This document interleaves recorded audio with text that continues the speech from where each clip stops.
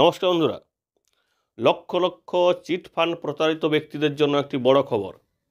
হাইকোর্টের নির্দেশে এবার চিটফান্ডে প্রতারিত ব্যক্তিদের টাকা ফেরত দেওয়ার প্রক্রিয়া শুরু হচ্ছে এবং সেটা শুরু হচ্ছে 2024 সালের অর্থাৎ নতুন বছরের প্রথম মাসের দ্বিতীয় সপ্তাহে।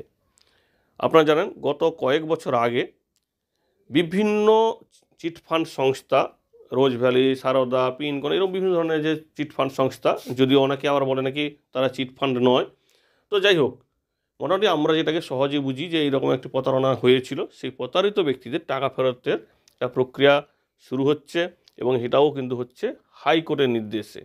তবে হ্যাঁ, আপাতত অন্যান্য চিটফান্ড সংস্থা নয়, শুধুমাত্র রোজ ভ্যালির 60 লক্ষ গ্রাহক বা প্রতারিত ব্যক্তিদেরই কিন্তু এবার টাকা ফেরত দেওয়া হবে।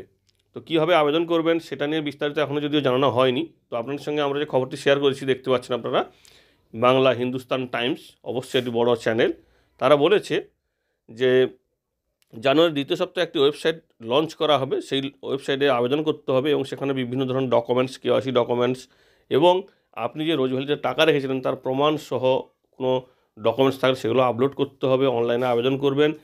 প্রথম ধাপে যাদের টাকা 5,000 টাকার কম আছে, অর্থাৎ যারা 5,000 টাকার কম ইনভেস্ট করেছিল, তাদেরকে টাকা ফেরত দেওয়া হবে। বাকিদের কিন্তু আরও পরে দেওয়া হবে। কারণ হাইকোর্টের নির্দেশে যে একটা কমিটি গঠন করা হয়েছিল, তারা আরও একটি এডিসি তৈরি করেছে, যারা কিন্তু রোজ ভ্যালির বিভিন্ন সংস্থা, বিভিন্ন শেয়ার এবং তাদের 800 কোটি টাকার যে নগদ ছিল, সেই নগদ বলতে কি বাজেয়াপ্ত করা হয়েছে তাদের টাকাগুলি, সেই সমস্ত টাকা মিলে প্রায় অনেকখানি টাকা হয়েছে। সেই টাকাগুলি কিন্তু আপাতত ফেরত দেওয়া হবে।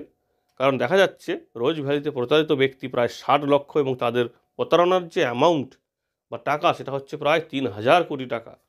সুতরাং এত টাকা এবং দ্রুততার সঙ্গে দেওয়া হবে আশা করা যায়। জানুয়ারি দ্বিতীয় সপ্তাহে যদি এইরকম কিছু ওয়েবসাইট লঞ্চ করে, আশা করি আপনাদের সঙ্গে আমরা খবরটি শেয়ার করতে পারবো। তো আপনার যদি এই চিটফান্ডে কোনো টাকা থাকে তাহলে অবশ্যই ডকুমেন্টসগুলো রেডি রাখুন, কারণ আবেদন কিন্তু করতে হবে সবাইকে। এবং এছাড়া সেই সঙ্গে বলে রাখি, অন্যান্য যে চিটফান্ড সংস্থা, সারদা সহ অন্যান্য যে সংস্থাগুলি আছে, তাদের ব্যাপারে কিন্তু আপাতত কোনো খবর নেই। মাঝে মধ্যে কোর্টের নির্দেশ আসে, কিন্তু সেই অর্থে এখনও কিন্তু কাজ এগোয়নি। তবে এই রোজ ভ্যালিতেই কিন্তু টাকা ফেরত পাওয়ার একটা সম্ভাবনা তৈরি হয়েছে।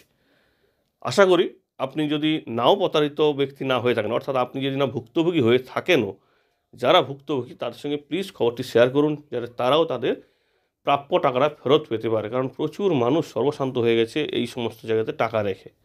সবাই সুস্থ থাকবেন, খুশি থাকবেন, সজাগ থাকবেন। ধন্যবাদ।